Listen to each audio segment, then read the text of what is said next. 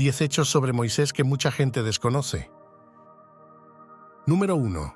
Moisés pidió a Dios que borrara su nombre del libro de la vida. ¿Qué ocurrió para que Moisés hiciera esta declaración y qué podemos aprender de esto? Sucedió al mismo tiempo que la adoración del becerro de oro. La parábola del becerro de oro arroja luz sobre la naturaleza humana y la tendencia de los individuos a alejarse de su compromiso con Dios. Por cierto, manténgase hasta el final del video para una reflexión especial que he preparado solo para usted.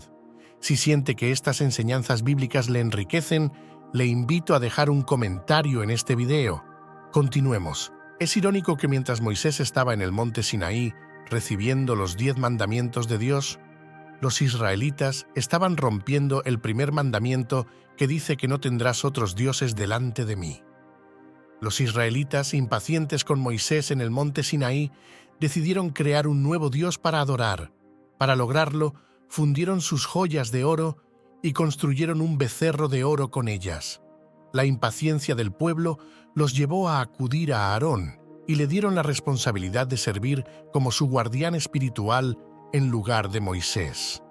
Aarón obedeció y transformó sus pendientes de oro en un becerro dorado esculpido, lo cual estaba específicamente prohibido. Luego comenzaron a entregarse al libertinaje, adorando al ídolo y participando en comportamientos inmorales como comer, beber y jugar. Entonces el Señor le dijo a Moisés: «Baja de inmediato, porque tu pueblo, al que sacaste de la tierra de Egipto, se ha corrompido. Se han apartado rápidamente del camino que les ordené, se han hecho un becerro fundido y lo han adorado y sacrificado a él, y han dicho: Este es tu Dios, oh Israel, que te sacó de la tierra de Egipto». Éxodo capítulo 32, versículos 7 y 8.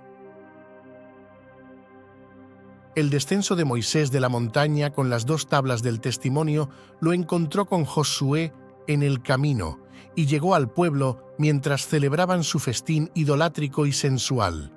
En un arrebato de justa ira, rompió las tablas de la ley como testigo de lo que el pueblo ya había hecho. Éxodo, capítulo 32, versículos 30 y 1 a 34. Entonces Moisés regresó ante el Señor y dijo: «Oh, qué gran pecado han cometido estas personas, se han hecho dioses de oro. Pero ahora, por favor, perdona su pecado, pero si no, bórrame del libro que has escrito». El Señor le respondió a Moisés: «A quien haya pecado contra mí, lo borraré de mi libro. Ahora ve, guía al pueblo al lugar del que hablé, y mi ángel irá delante de ti. Sin embargo, cuando llegue el momento de castigar, castigaré su pecado». Moisés no minimizó la gravedad del pecado cometido por el pueblo ni intentó restarle importancia. Ellos eran responsables de glorificar una deidad de oro. A pesar de la enormidad del pecado del pueblo, Moisés pidió perdón. Esta fue una súplica a la misericordia y gracia de Dios. Moisés suplicó a Dios que perdonara a Israel debido a su propia identificación de sacrificio con el pueblo pecador. Si Dios se negaba a perdonar, Moisés pidió ser condenado como sacrificio por su pueblo pecador. Moisés sintió que Israel había pecado tan terriblemente que la sangre de un dios o un buey no podía cubrirlo. Tenía que ser un hombre quien sufriera en su lugar. Por lo tanto, se ofreció a ser borrado del libro de Dios si de alguna manera podía rescatar al pueblo. Dios dijo no a la solicitud de Moisés, pero podemos decir que Dios estaba anticipando el sacrificio de uno mayor que Moisés, quien se daría a sí mismo por el pueblo, trayendo una expiación completa y total. Por supuesto, Jesús tenía el mismo corazón sacrificial cuando murió por nuestros pecados. Dios aceptó perdonar a la nación, pero se reservó el derecho de juzgar a los pecadores individuales. Ahora pues, ve, guía al pueblo al lugar del que he hablado. Fue la promesa de Dios de mantenerse fiel a Israel y mantener su presencia con ellos. Mi ángel irá delante de ti. Número 2. Moisés y el ídolo de Nehushtan. Los libros bíblicos de los reyes se refieren a la imagen de una serpiente enrollada alrededor de un poste como Neustán. La imagen se describe en el libro de Números después de que fueran liberados de Egipto. El pueblo comenzó a quejarse a Dios sobre las condiciones de sus vidas y como respuesta directa, Dios dispersó entre ellos serpientes ardientes. Muchos del pueblo terminaron falleciendo y muchos más estaban muriendo. En respuesta a la oración de Moisés, Dios ordenó que se levantara una serpiente de bronce en un poste y prometió que cualquiera que mirara a la serpiente de bronce sería sanado de la mordedura de serpiente que había recibido. Los israelitas comenzaron a adorar la serpiente ardiente que Moisés había hecho de bronce en algún momento entre Moisés y Ezequías.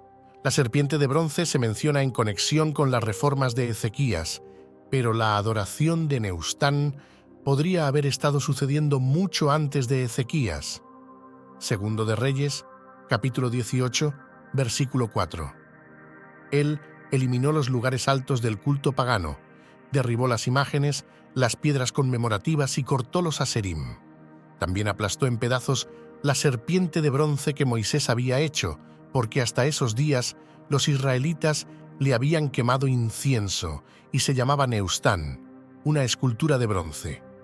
Aunque es fácil ver cómo algo que trajo curación milagrosa podría convertirse en un objeto de adoración, todavía era una desobediencia flagrante a los mandamientos de Dios. La serpiente de bronce fue el método de Dios para la liberación durante el incidente registrado en Números 21. No hay el menor indicio de que Dios tuviera la intención de que tuviera alguna aplicación adicional. Es interesante notar que la traducción literal de la palabra Neustán es pieza de bronce. Es posible que Ezequías le diera el nombre de Neustán para que la gente recordara que era solo una pieza de bronce, que no contenía poder alguno. Incluso en la situación descrita en Números 21, fue Dios quien trajo la curación, no Neustán. Una lección poderosa para todos nosotros que debemos aprender de Neustán es que incluso las cosas buenas y las personas buenas tienen el potencial de convertirse en ídolos en nuestras vidas. Toda nuestra adoración, alabanza y agradecimiento deben dirigirse únicamente hacia Dios, nada más. Independientemente de su increíble historia, es digno. Número 3. ¿Por qué Dios iba a matar a Moisés en Éxodo? La zarza ardiente. Dios eligió a Moisés para liberar a los israelitas del servidumbre de Egipto y guiarlos a la tierra prometida. Moisés también es conocido como el dador de la ley y el mediador de los antiguos pactos. El encuentro con Dios en la zarza ardiente, donde Dios invitó a Moisés a ser el salvador de su pueblo, fue un evento clave en la vida de Moisés. El Señor prometió a Moisés que liberaría a su pueblo de Egipto y los llevaría a una tierra de abundancia, es decir, Canaán. 40 años después de huir a Madián, Moisés regresó a Egipto por mandato de Dios.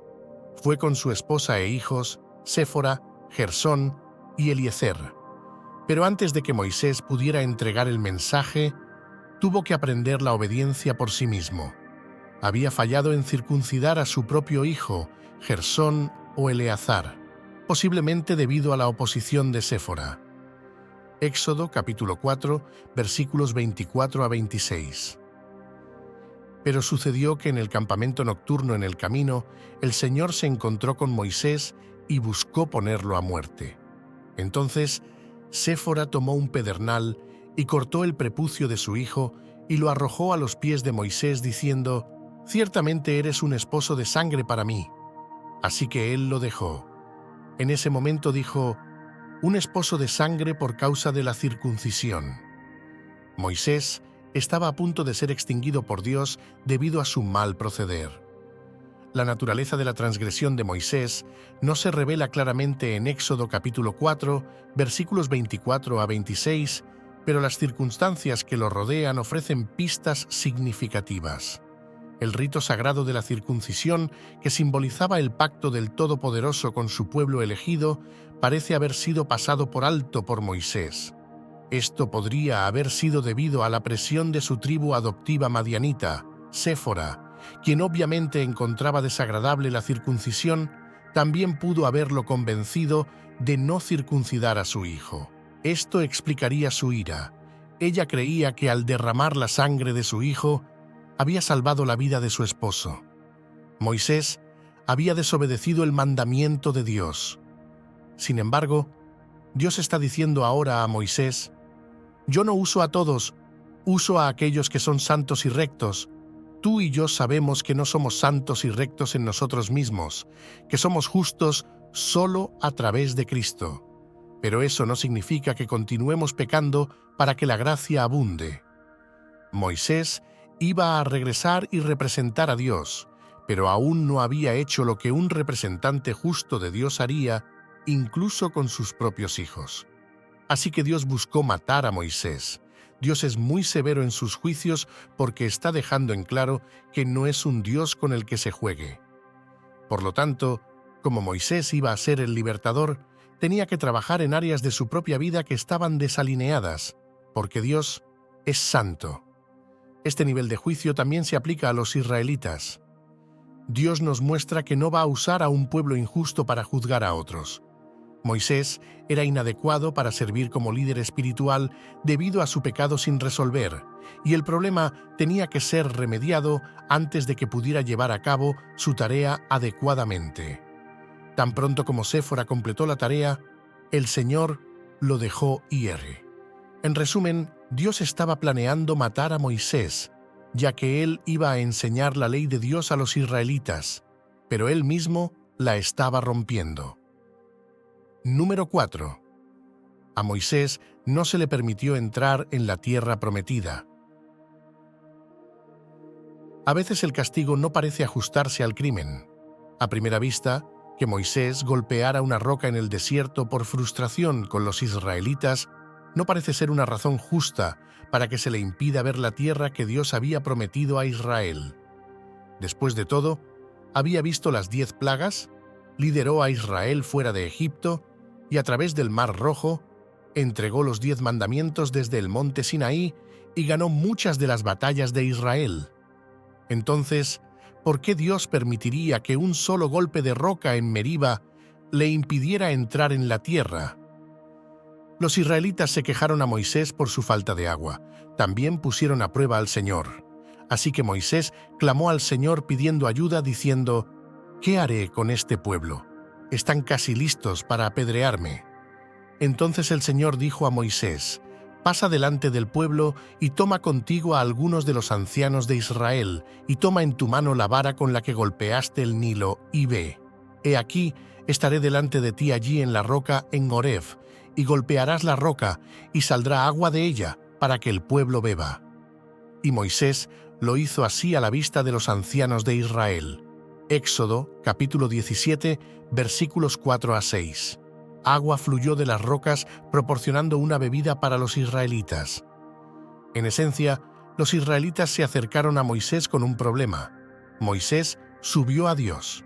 Dios le dio instrucciones específicas a Moisés y al seguirlas, el agua comenzó a fluir. Considera lo que sucede en la segunda Meriba, cuando Moisés se frustra y desobedece a Dios. Números 20 contiene el segundo milagro. Los israelitas llegaron al desierto de Sin, cerca de Kadesh.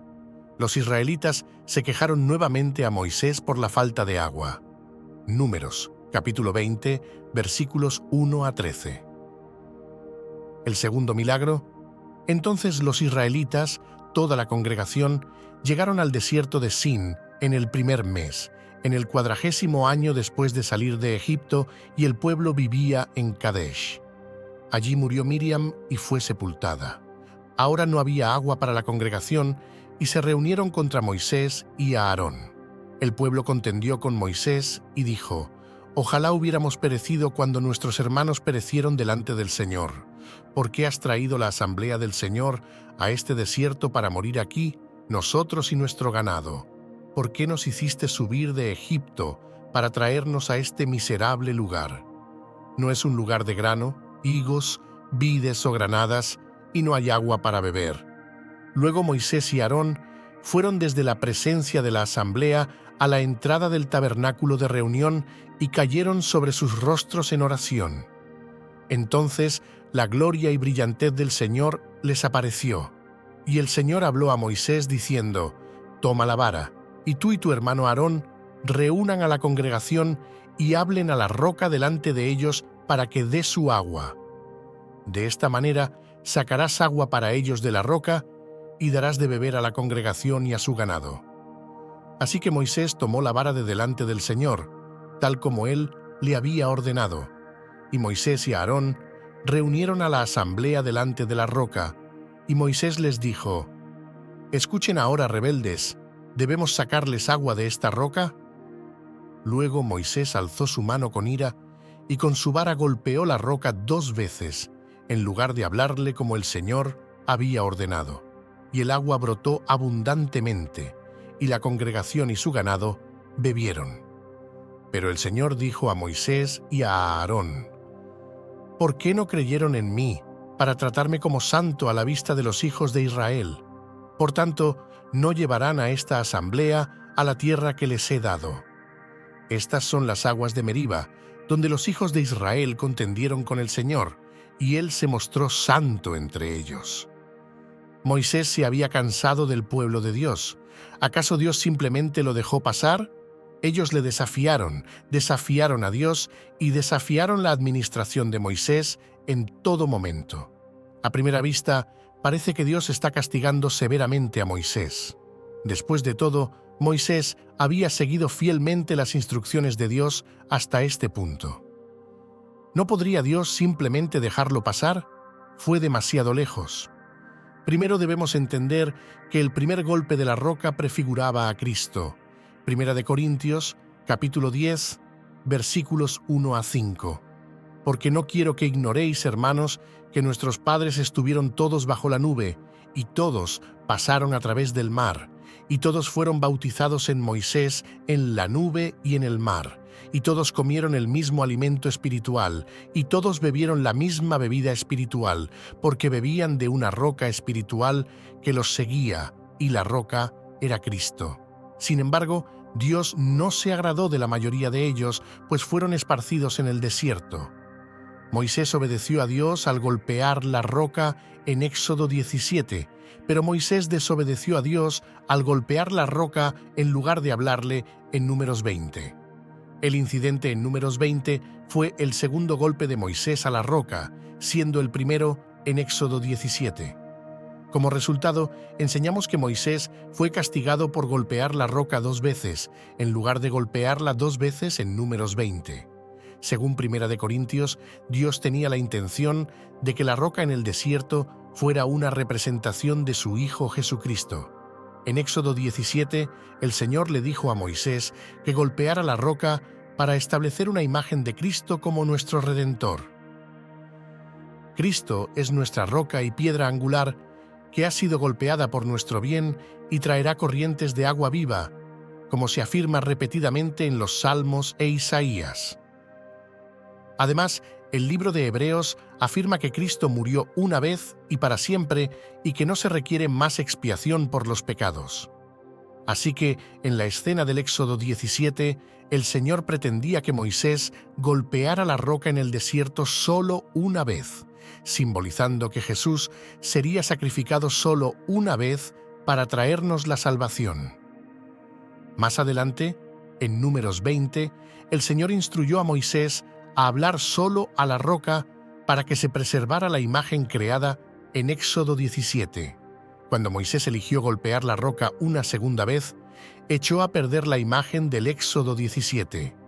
Habríamos estado perplejos ante la imagen distorsionada si Dios no hubiera corregido el error de Moisés, concluyendo que Cristo, la roca, tenía que ser sacrificado repetidamente por nuestra salvación.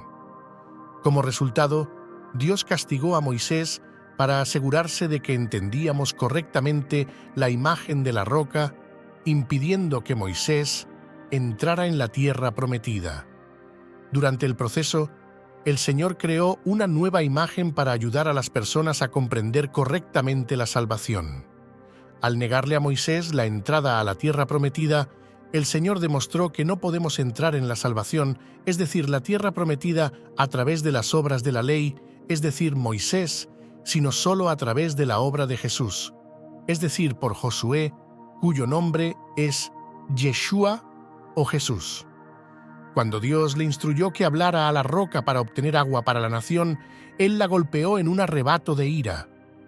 Reaccionó con enojo en lugar de con compostura y como resultado se le prohibió entrar en la tierra prometida.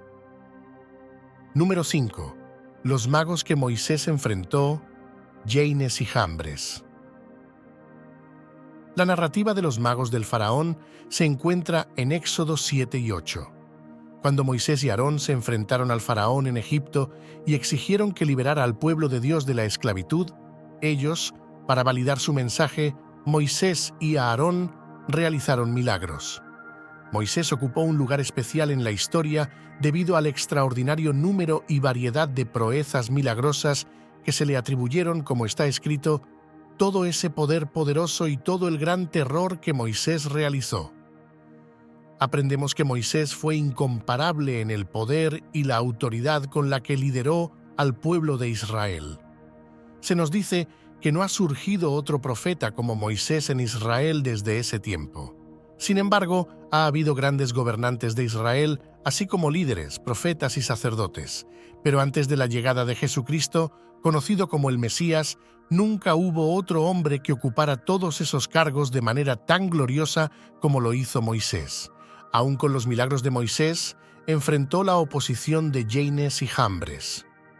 Dios dio a Moisés y a Aarón la instrucción de mostrarle a Faraón una señal en su primer encuentro con el rey, lanzando la vara de Aarón al suelo.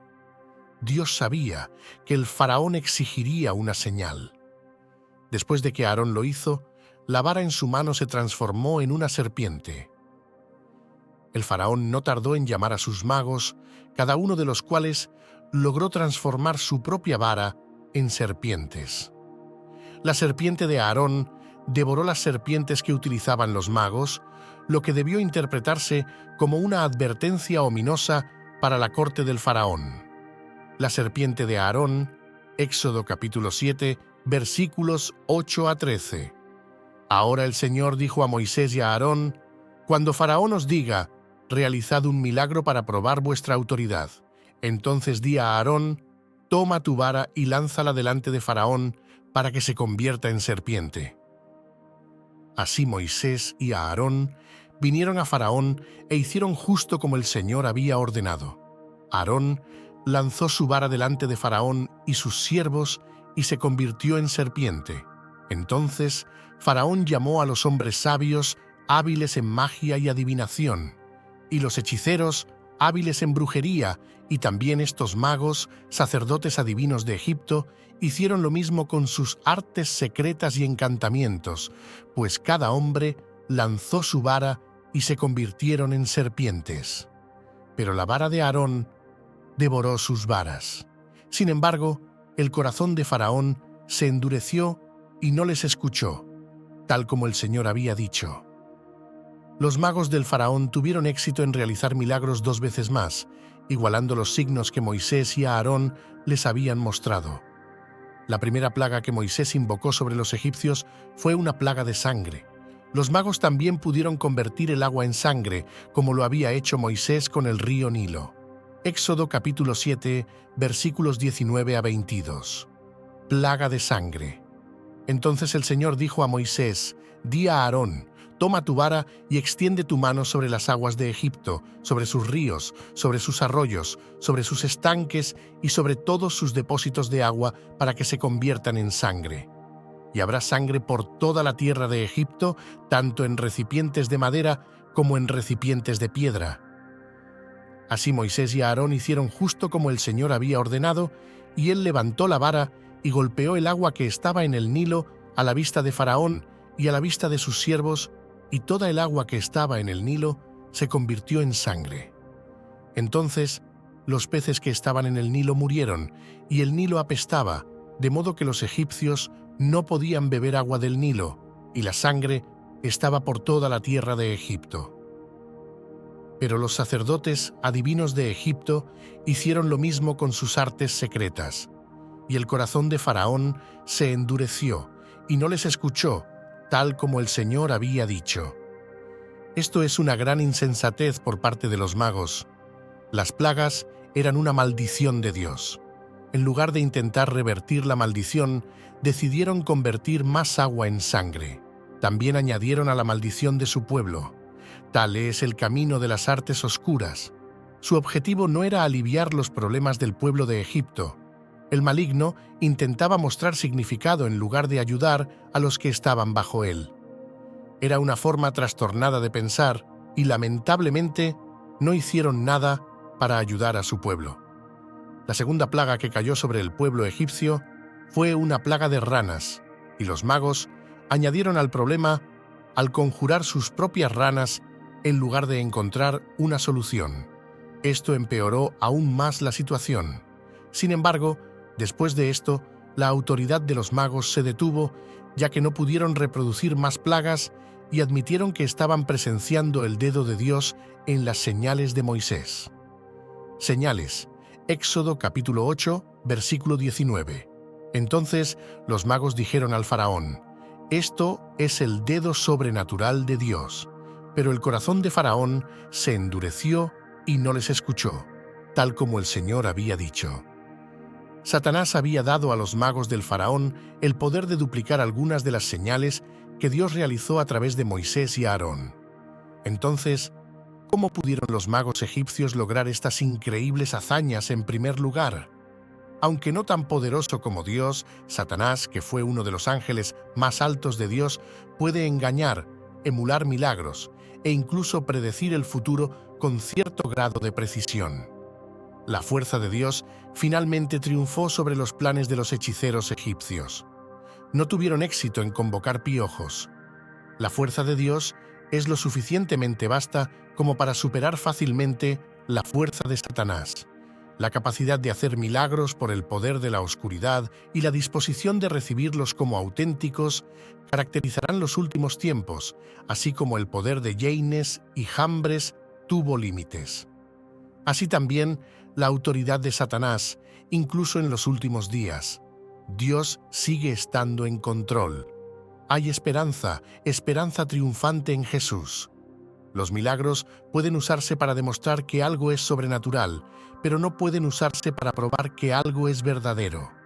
Estos magos egipcios eran hombres inteligentes y eruditos. Sin embargo, Pablo observó que no tenían la sabiduría que proviene de Dios.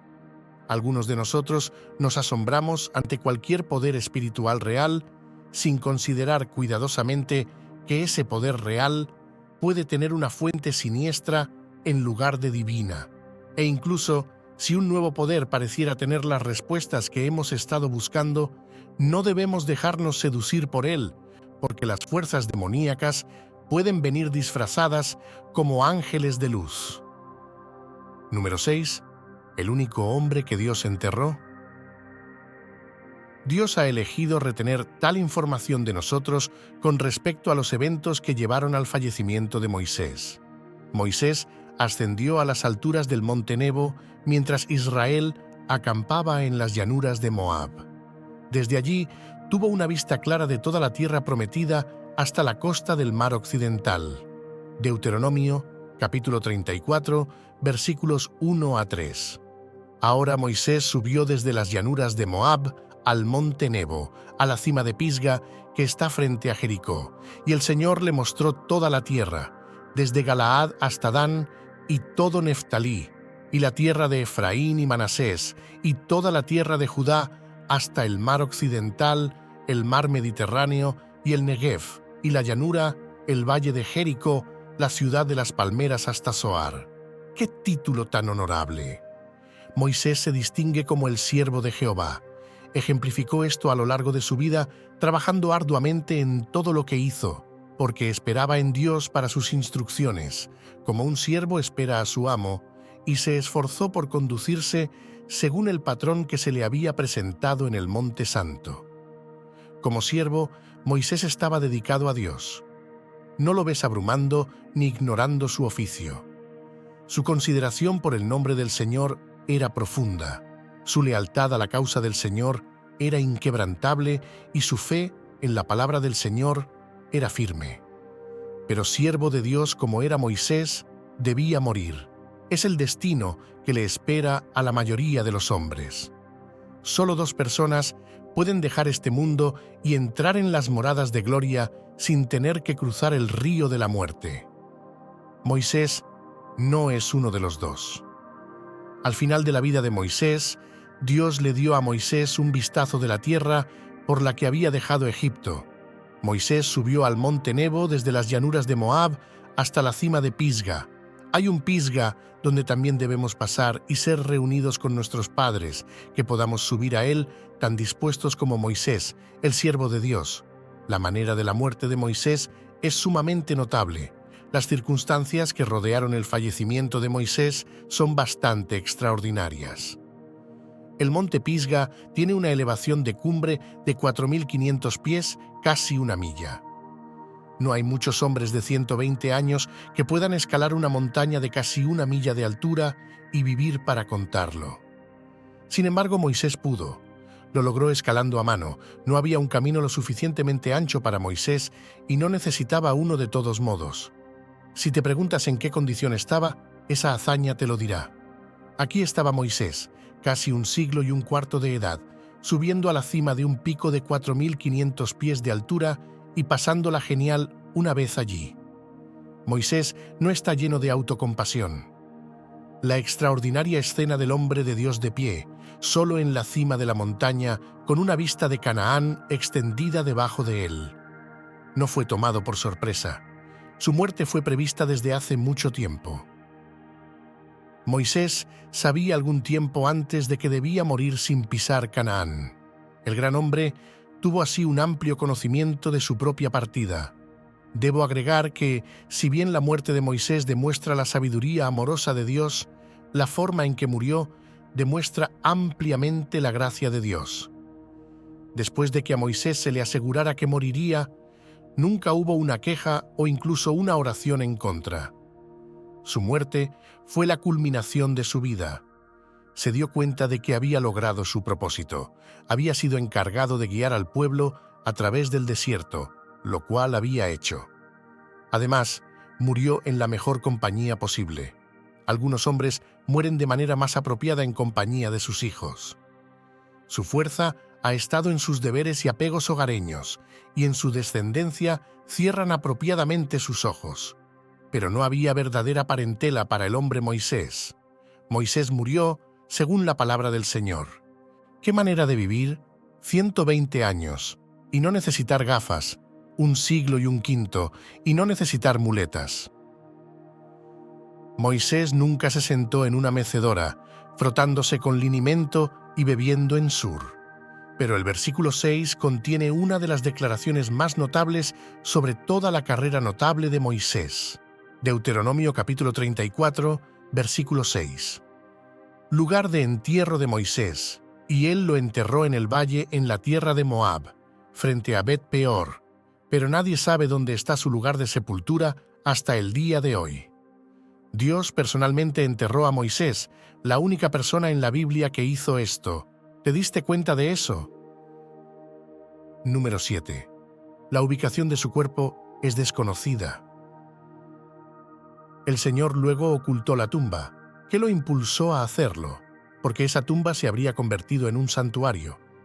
Todavía estarían trazando un camino hasta Nebo hoy, erigiendo santuarios, palomitas y cacahuetes, proporcionando varios paseos. Posiblemente incluso enviando un tranvía hasta allí, con enormes pancartas declarando «Lugar de sepultura de Moisés». Así que fue ocultada. Esto era tan crucial para el Señor que incluso provocó un enfrentamiento angélico. Número 8. El diablo luchó por el cuerpo de Moisés. Judas, versículo 9, se refiere a un evento que no se encuentra en ningún otro lugar de la Biblia. Tuvo que luchar o disputar con Satanás sobre el cuerpo de Moisés, pero lo que implicó no se describe. Judas 9. Sin embargo, Miguel el arcángel, al contender con el diablo cuando disputaba sobre el cuerpo de Moisés, no se atrevió a proferir contra él una acusación injuriosa, sino que dijo: «El Señor te reprenda». Este evento ocurre en Judas. Aquí Judas comparte con nosotros un incidente que no se encuentra en ningún otro lugar de la Biblia. Surge naturalmente la pregunta de dónde obtuvo esta información. Algunos dicen que la información se transmitió por tradición. Esto puede ser cierto o no. No tenemos conocimiento definitivo de por qué surgió la disputa entre Miguel y Satanás sobre el cuerpo de Moisés. No es improbable que Satanás quisiera conocer el lugar para construir allí un santuario. Miguel se negó a emitir un juicio presuntuoso. Simplemente anunció la reprensión del Señor. A pesar de su gran poder, Miguel permanece completamente sumiso al Señor. Los ángeles justos tienen un rango y son sumisos a la autoridad. Considerando la fuerza de Miguel, la sumisión del arcángel a Dios es aún más hermosa. Podemos ver que la sumisión nunca está destinada a quitar la fuerza, el propósito o el valor de un individuo. La fuerza del ángel Miguel no estaba en disputa, ya que la última mención de Miguel el arcángel aparece en Apocalipsis, capítulo 12, versículo 7, cuando Satanás es expulsado del cielo. La confrontación es un mal necesario. Nadie la disfruta, pero debe hacerse para rectificar, purificar y unificar la comunidad. Número 9. Moisés se encuentra con Jesús. La transfiguración de Jesús se menciona en cada uno de los libros del Evangelio como un evento importante en la vida de Jesús y una prueba de su divinidad. Jesús lleva solo a 3 de sus seguidores, Pedro, Santiago y Juan, a una montaña alta después de realizar una serie de milagros y predecir su propia muerte. Esta es la escena de la transfiguración, en la que su apariencia se transforma radiante. Mateo, capítulo 17, versículo 2, «Y fue transfigurado delante de ellos, y su rostro resplandeció como el sol, y sus vestiduras se volvieron blancas como la luz». Esa gloria transmite la presencia real, pues en su persona, el reino de Dios está con su pueblo. El círculo íntimo de discípulos es testigo de una revelación profunda de la identidad de Jesús, así como de su misión. Durante esta transfiguración, 2 de las figuras más importantes del Antiguo Testamento, Moisés y Elías, aparecen. Su entrada simboliza la ley y los profetas, dando testimonio de Jesús, el Mesías, quien cumple el Antiguo Testamento. Los judíos ven a Moisés como uno de sus mayores líderes, pero Jesús es aún mayor. Moisés es aquel a quien Dios usó para dar la ley, y Elías es quien conecta la profecía carismática anterior de los días de Samuel con los profetas posteriores que escribieron. Moisés también es considerado como el profeta modelo y Elías como el precursor del Mesías. Malaquías, capítulo 4, versículos 4 a 6, menciona tanto la entrega de la ley a través del siervo de Dios, Moisés, como el envío del profeta Elías antes del inminente día del Señor. Su presencia en la montaña con Jesús demuestra la majestad de Jesús como el único que se llamará Hijo de Dios, que los trasciende a ambos. La nube de la presencia de Dios apareció a Moisés en el monte Sinaí. Su brillantez Shekinah llenó el tabernáculo. La nube de la presencia de Dios guió a los israelitas en el desierto y la nube de la gloria del Señor llenó el templo de Salomón. Jesús ha cumplido tanto la ley como los profetas, como lo evidencia su superioridad sobre Moisés y Elías, cuyas revelaciones finalmente apuntan a Jesús. Porque Jesús es el Hijo encarnado de Dios, el profeta definitivo que cumple la profecía de Moisés, los discípulos deben escucharlo para comprender su misión mesiánica. Cuando los discípulos miran hacia arriba, solo ven a Jesús. Su atención ahora está únicamente en Jesús, como Moisés y Elías hubieran preferido, porque su significado último estaba en preparar el camino para el Mesías, el Hijo de Dios, y su propósito redentor. Aunque los discípulos han tenido la revelación más explícita de la identidad de Jesús, todavía no comprenden completamente lo que han presenciado. Número 10. Moisés Ve a Dios. Moisés pidió la presencia de Dios para guiar a su pueblo a Canaán. Éxodo, capítulo 33, versículos 12 a 17. Moisés dijo al Señor: «Mira, tú me dices que lleve a este pueblo, pero no me has dejado saber a quién enviarás conmigo. Sin embargo, has dicho: te conozco por tu nombre y también has hallado gracia en mis ojos. Ahora pues, si he hallado gracia en tus ojos, te ruego que me enseñes tus caminos para que te conozca y halle gracia en tus ojos. Considera también que esta nación es tu pueblo». Y el Señor dijo: «Mi presencia irá contigo y te daré descanso». Y Moisés le dijo: «Si tu presencia no va conmigo, no nos hagas subir de aquí, porque ¿cómo se sabrá que he hallado gracia en tus ojos yo y tu pueblo? No es en que tú vas con nosotros, de modo que nosotros, tu pueblo y yo, seremos distinguidos de todos los pueblos que están sobre la faz de la tierra». Aquí vemos a Moisés y Dios conversando abierta y honestamente, como si fueran amigos. Dios había prometido enviar un ángel para acompañar a los israelitas, pero esto no satisfizo a Moisés. ¿Quién era exactamente este ángel? Moisés estaba interesado. Moisés deseaba que la presencia de Dios acompañara a los israelitas, no solo un ángel. Moisés también pidió a Dios que le enseñara sus caminos, lo cual Dios concedió en Éxodo, capítulo 34, versículos 5 a 7. «Y el Señor descendió en la nube, y estuvo allí con él, y proclamó el nombre del Señor. Y el Señor pasó por delante de él y proclamó: el Señor Dios, misericordioso y clemente, lento para la ira y abundante en bondad y verdad, que guarda misericordia a millares, que perdona la iniquidad, la transgresión y el pecado, y que de ningún modo tendrá por inocente al culpable, que visita la iniquidad de los padres sobre los hijos y sobre los hijos de los hijos hasta la tercera y cuarta generación». Moisés se encontró con Dios en una zarza ardiente. Había presenciado cómo Dios humilló al faraón y a los egipcios. Había presenciado cómo Dios partió el mar y proveyó agua de una roca, y había pasado 40 días y 40 noches en el monte Sinaí con Dios. Moisés había presenciado las señales y maravillas de Dios. Ahora deseaba encontrarse con Dios mismo. Deseaba tener una relación personal con Dios, más deseable que todas sus obras y bendiciones combinadas. Conocer personalmente a Dios es la mayor bendición que cualquier ser humano puede recibir. Juan, capítulo 17, versículo 3. Juan 17, 3. «Y esta es la vida eterna, que te conozcan a ti, el único Dios verdadero, y a Jesucristo, a quien has enviado». Dios respondió graciosamente al deseo de Moisés de saber quién iría con él, diciendo: «Mi presencia irá contigo». La tú es singular en hebreo. El Señor conocía a Moisés, y Moisés había hallado favor en sus ojos. Moisés, por otro lado, no estaba satisfecho con su relación. Deseaba más de Dios.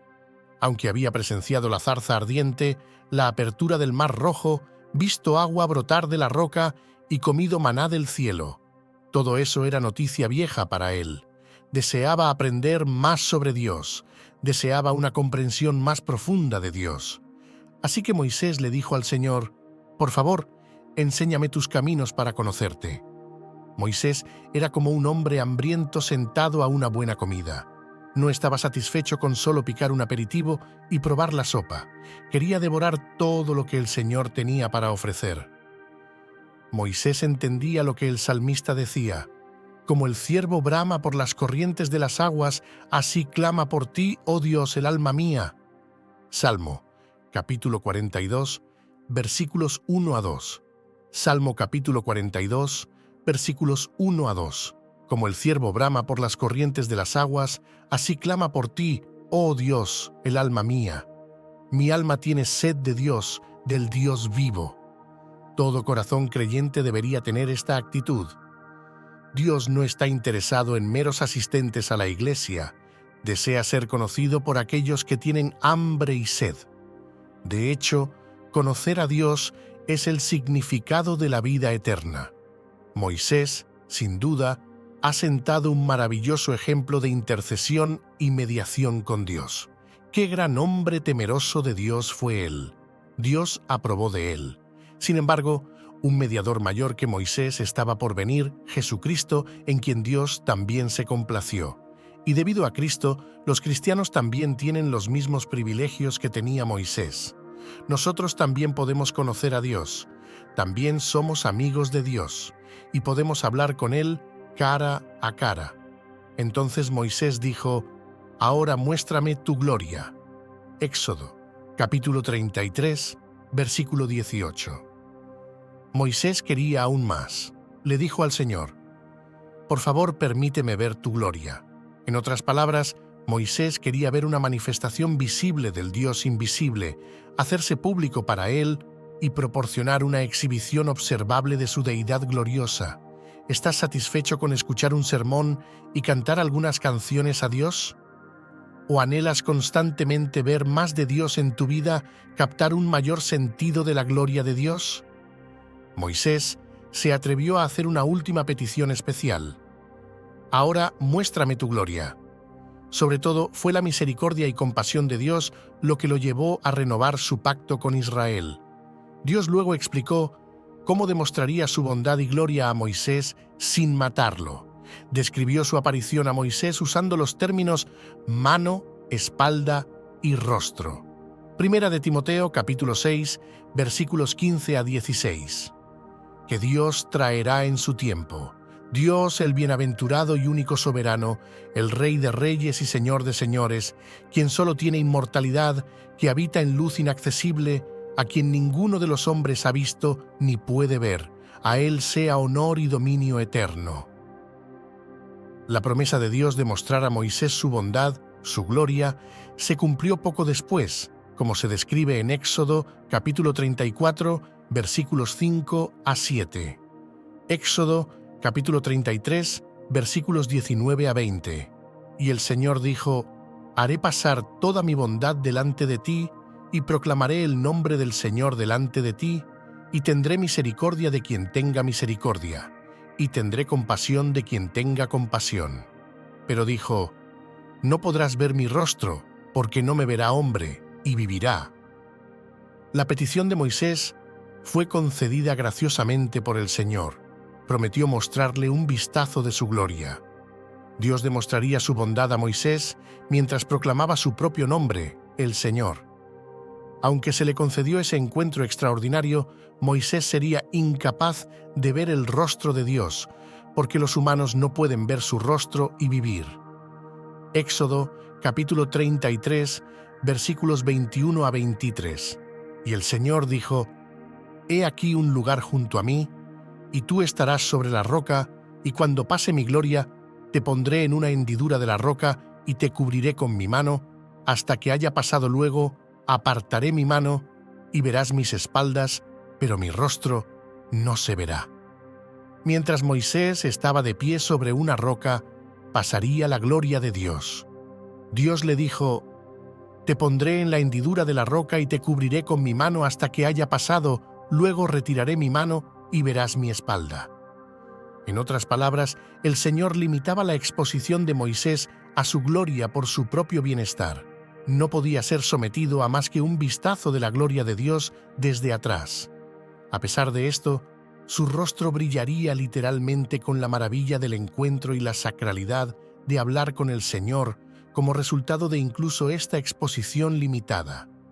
Por supuesto, debido a que Dios es espíritu, Él no tiene cuerpo y por lo tanto no tiene espalda, así como no tiene brazo.